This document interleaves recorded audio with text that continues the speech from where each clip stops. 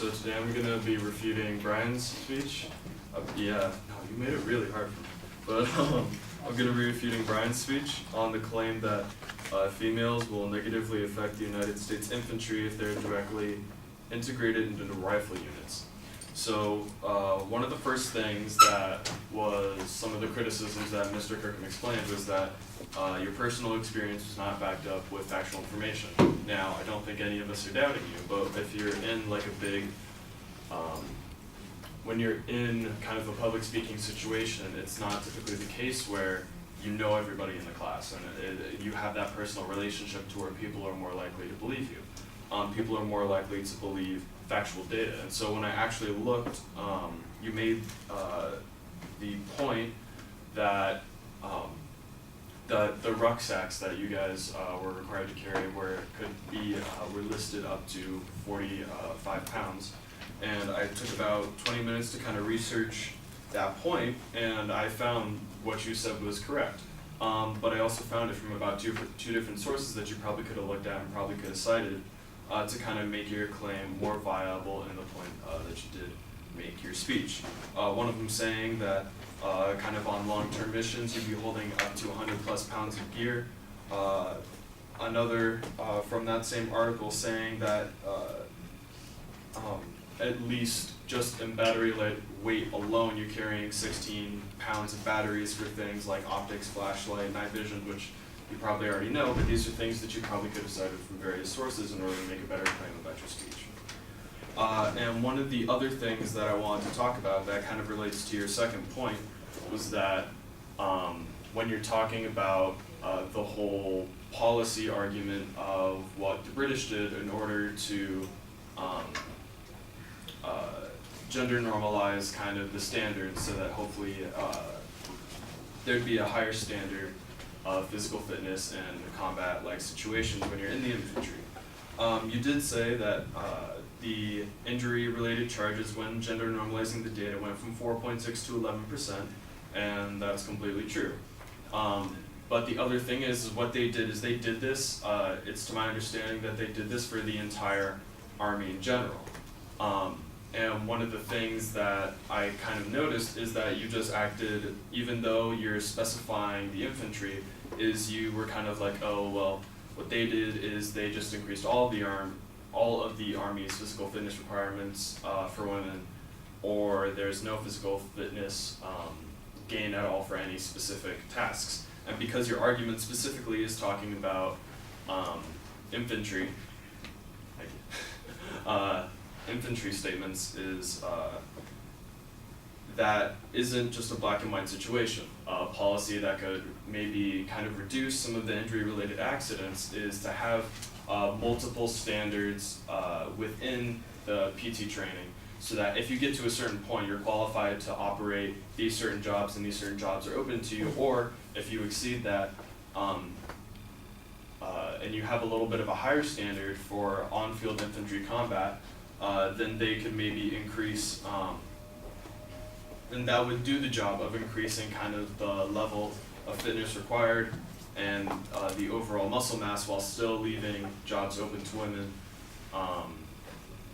to do other jobs in the military that maybe don't quite get to that point because of their physiological and gender-related muscle mass disadvantages.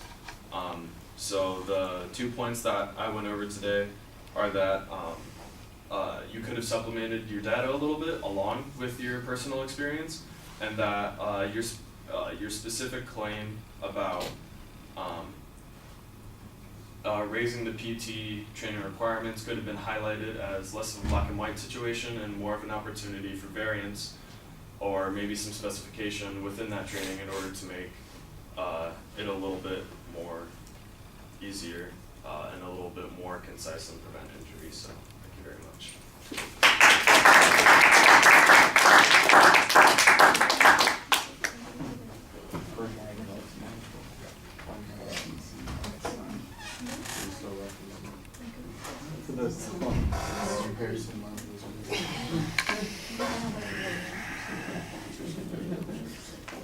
I would get one. All right, Matthew, you label the advocate's claim and you basically try to concede the position before you even get involved in the argument. I think you want to be careful about that. That's probably going to leave a negative impression on you.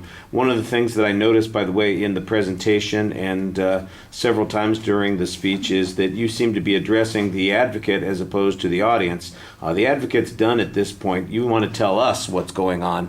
You're not going to convince him. I mean, that's like, put it back in the courtroom situation, your chances, if you're the prosecutor, your chances of convincing the defense attorney are pretty nil. You want to be addressing the jury and the judge, the people who are going to make the decision, and that's us. We're the ones who've listened to the two arguments, so tell us why your position is the valid one. Most of your first point, though, falls into the same problem that I mentioned with a couple of other speeches, and that is that's an evaluation of his argument. Here's how you could have made it better, as opposed to a refutation of the argument. Here's why you're wrong, or here's why you didn't prove your particular point. I think you can simply say the only evidence that he offered was his personal experience. One soldier out of 2 million that serve in the United States Army is not enough to reach the conclusion that he's suggesting. Maybe his experience has been like this, but we don't know how typical or representative that experience is. And if you have any examples of experience of women who have served in combat units in the infantry, either in U.S. forces or, for example, in other forces, and have done so successfully, then you could simply say, and the documented examples that we have, in contrast to the position that he has taken, show that they can be effective parts of the unit. They don't lower the ability of the unit to respond appropriately. And we've got plenty of historical examples that we could look at that show that this is true, or we have analogous examples from other countries that do the same sorts of things. And they are not suffering any decline in ability to respond effectively because they've included women in their active forces, in their combat forces. That's the kind of stuff I think that would have worked a little more effectively on that first point. The British example, there's a little bit of analysis about what's going on. You're suggesting that the way he's reasoned is problematic because he's conflating the whole army with a particular segment of the army, and you acknowledge, and he acknowledges, that there is a difference. In the long run, I don't know that you explain why this is important, but it is a valid criticism of the reasoning process. But like we talked about, when you're making an argument, you need to explain why that argument matters, and we're not getting that explanation very clearly here. And then on the last point, basically it sounds like you've got a whole series of policy claims that you could use to fix any of these problems. And I think you could, instead of advocating the policies, you could simply say there are fixes that are in place, there are things that alter this relationship and circumstances, and there would be changes that would have to be made, but those changes are minor. It wouldn't affect the readiness of the units in order to be able to engage in the business that they have to take care of. And I think that's the way you want to present those arguments. But of course, you don't have any evidence on those points. It's kind of speculative at this point. All right. Thank you.